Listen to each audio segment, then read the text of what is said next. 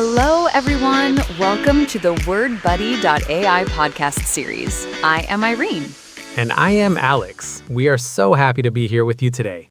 How are you doing today, Irene? I am doing great, Alex. It is a beautiful, sunny day today. I feel very happy when the sun is shining. How about you? How was your weekend? My weekend was good. I rested a lot. But I also had a funny problem. Well, it was actually a little embarrassing. Oh no, really? What happened? I want to know everything. Okay, I will tell you. On Saturday, I went to a new cafe. It's a very popular cafe in the city center. I wanted to drink some coffee and read my book. Mm-hmm. It was very crowded. There were people everywhere. I know that feeling. I feel stressed when a place is too crowded. Did you find a table? Almost. I saw a small table, but there was only one empty chair. A man was sitting in the other chair. I walked up to him. I pointed to the empty chair and asked, "Excuse me, can I sit here?" That is a very polite question. What did the man say? He looked at me and said, "Go on." Just that. Go on. Oh, wow. He said, go on? That's confusing. How did you feel when he said that? I felt very confused. I didn't know what to do. Did he want me to take the chair, or did he want me to walk away and go on to another place? I just stood there like a statue. I felt my face get hot because I was embarrassed. I understand completely. That makes me feel stressed just thinking about it. You were frozen. So what did you do next? I smiled nervously. I asked him, "Do you mean I can take the chair?" And he laughed. He realized his mistake. He said, "Oh, I'm sorry. Yes, go ahead." He said go ahead. That is much better. That phrase means you have permission. It means you can do it. Yes, I finally sat down and had my coffee. But it made me think. One tiny phrase changes everything. Go ahead and go on. They look so similar, but they mean different things. Exactly, Alex. I find that really interesting. English is full of little phrases like that.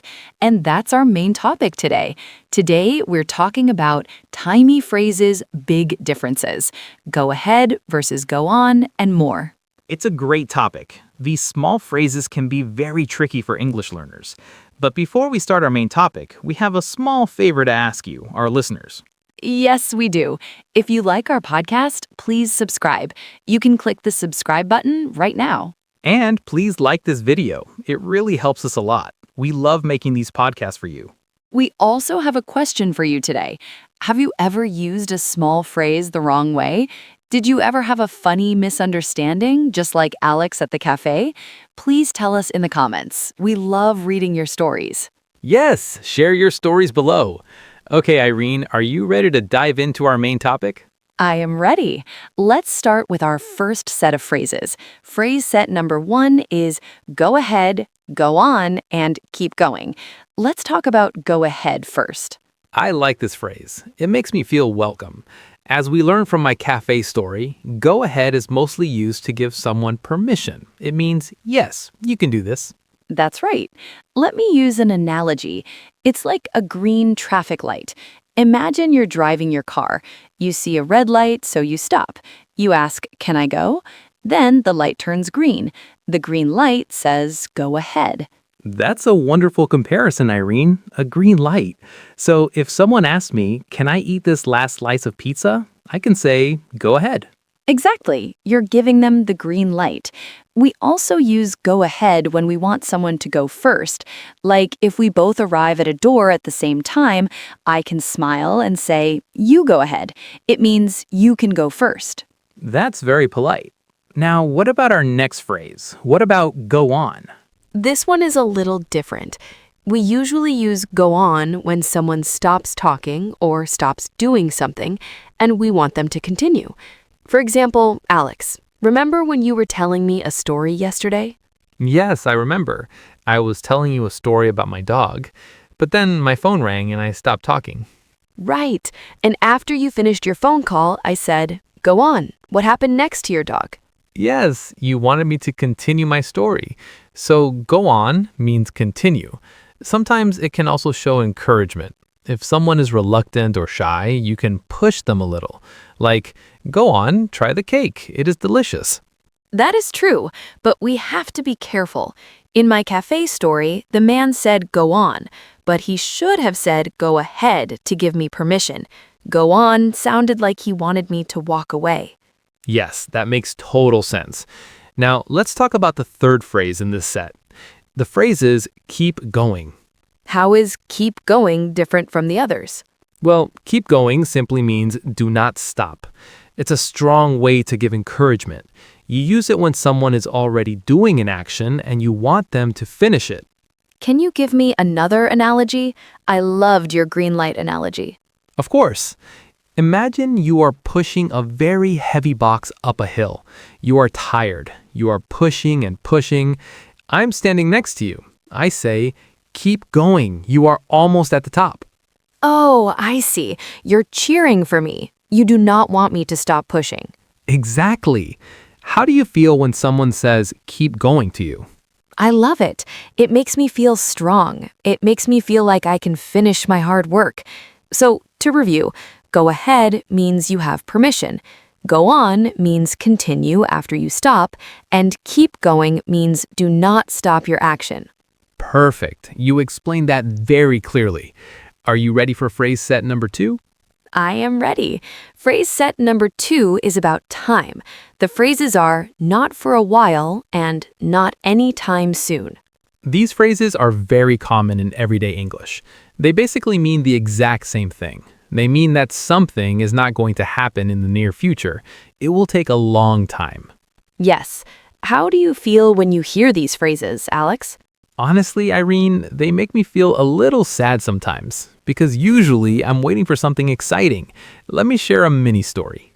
Please do. I love your stories. So last year, I really wanted to go on a beach holiday. I asked my boss, can I take a holiday next month? My boss looked at the calendar. He sighed and said, we are too busy. You cannot take a holiday anytime soon. Oh no, that's terrible news. How did you react? I felt so disappointed. Not anytime soon means there's a big delay. It means I have to wait a very long time. It's a polite way to say that something will not happen quickly. I see. And not for a while means the exact same thing. Yes. If my boss said you cannot take a holiday for a while, it means the same big delay. It means I must wait. Let me try an analogy for this one. Imagine you're waiting for a train at the station. You ask the guard, is the train coming? The guard says, not for a while. That means you should sit down and read a book. The train is very late. That's a brilliant analogy, Alex. You will be sitting at that station for a long time. Here's another example. My sister just had a baby. Her friends ask her, are you going to have another baby? My sister laughs and says, not anytime soon. I completely understand her feelings. One baby is enough work. So, not for a while and not anytime soon mean a long delay. They're very useful phrases for everyday conversation. Yes, they are. Okay, let's move on to phrase set number 3. This set is a little different. It's about how we write words. The phrases are all right and all right. Wait, Alex, they sound exactly the same when we speak. All right and all right. Is there a difference? Yes, there is a big difference in writing. First, let's spell them. The first one is spelled as one word, A-L-L-R-I-G-H-T. The second one is spelled as two words, A-L-L space R-I-G-H-T. Okay, I see the spelling difference, but what do they mean? They basically mean the same thing. They both mean something is adequate, satisfactory, or okay. For example, the movie was all right. It means the movie was okay. So why do we need to know the difference if they mean the same thing? Because it matters when you write. All right with two words is the formal, traditional spelling. It is the only accepted spelling for professional edited writing. All right with one word is informal. It is considered a modern, casual spelling. Ah, I understand. How do you feel about writing formal emails, Alex? I feel a little stressed when I write formal emails. I want to be perfect. I do not want to make mistakes. If I write an email to my boss or to a university professor, I must use two words. I write all right. That is a great rule to remember. So when can I use the one-word spelling, all right? You can use the one-word spelling in informal situations, like if you are sending a text message to your best friend. You can text, "Are you all right?" with one word. It's casual and friendly. I think I need an analogy for this. This is about being formal versus being casual. Let's think about clothes. Oh, I like where this is going. Tell me more. Using the two-word spelling, all right, is like wearing a suit and tie to the office. It's formal, it's professional, it shows respect. But using the one-word spelling, all right, is like wearing a comfortable t-shirt and jeans. It's relaxed and casual. That is a perfect metaphor. Suit and tie for all right, t-shirt and jeans for all right. I will always remember that. You know, some English teachers get very angry when people use the one-word spelling in essays. Really? Why do they get angry? Because language rules change slowly. The two-word spelling has been correct for a very long time. The one-word spelling is newer, so in standard English, it is safer to use two words. That's great advice. Always use two words if you want to be safe and correct. Okay, listeners, now it's time for our favorite part of the show. It's time for our mini practice. Yes, mini practice time. We are going to give you 5 different situations. In each situation, you must choose the best phrase from the ones we learned today. Are you ready, Irina? I am ready. Listeners, you can say your answers out loud at home. Here is situation number 1. You are sitting on a park bench. There's an empty space next to you. A woman walks up to you. She asks, "Excuse me, may I sit here?" What is the best phrase to say, "Yes, you have permission"? Let's think for a moment. The answer is, go ahead. You are giving her the green light to sit down. Exactly. Go ahead. Very good. Now here is situation number 2. Your best friend is running a very long race. He looks very tired. He's slowing down. You are standing by the road. What do you yell to give him strong encouragement so he doesn't stop? What is the best phrase? The answer is, keep going. You want him to continue his action without stopping. Yes, keep going, like pushing a heavy box up a hill. Awesome job. Here is situation number 3. You are at your computer. You are writing a very important, formal report for your company manager. You want to write that the project results were satisfactory. Do you write all right as one word or all right as 2 words? This one is tricky. Let's remember the clothes analogy. The answer is all right as 2 words. You need to wear your suit and tie for your manager. Perfect. 2 words for formal writing. Okay, let's look at situation number 4. Your friend loves space. He asks you, do you think humans will travel to live on Mars soon? You think it will take a very, very long time. There will be a big delay. What do you say? Let's think. The answer is not anytime soon. Or you could also say not for a while. Both phrases show that it will take many years. Excellent. You are doing great, listeners. Here is our final one. Situation number 5. Your friend is telling you a very funny story about a monkey, but suddenly she stops talking to drink some water. You really want to hear the end of the story. What do you say to make her continue? She stopped talking and you want her to continue. The answer is, go on. Yes, go on. Finish the story. That was a fantastic practice session. You did a wonderful job, everyone. I feel so proud of our listeners today. Me too, Alex. They are learning so fast.